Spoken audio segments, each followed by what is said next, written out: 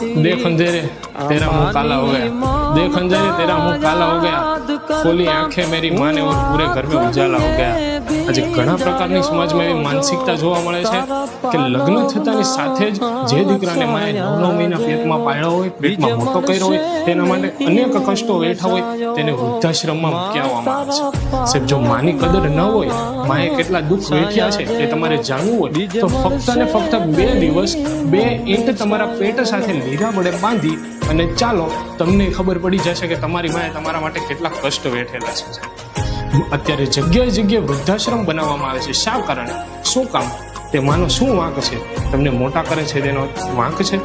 આજે મોટા ભાગના લોકો જે નિષ્ફળ થાય છે, બધા જ કાર્યોમાં નિષ્ફળ થાય છે, તેમને હું એક સાચી સલાહ આપવા માંગુ છું કે તમારા ઘરમાં જે માં બેઠી છે, જે તમારી જનેતા છે, એકવાર એને સાચા દિલથી તમે પગે લાગો। દરેક કામ કરતા પહેલા તેના ચરણને સ્પર્શ કરો। સાહેબ, માના ચરણમાં એટલી તાકાત છે, જે જો વિધાતાના લેખમાં તમે નિષ્ફળ હશો, વિધાતાના લેખ તમને નિષ્ફળ લખેલા હશે, પણ માના ચરણોમાં એટલી તાકાત છે કે તે ચરણને સ્પર્શ કરતા જ એક જ ઝટકામાં વિધાતાના બધા જ લેખ, માના ચરણ, માના સાચા આશીર્વાદ બદલી શકે છે। માના ચરણ એકવાર તમારું માથું નમાવો અને તમારા બધા જ જે કષ્ટો છે તે બધા જ ઉપર કરી લે છે।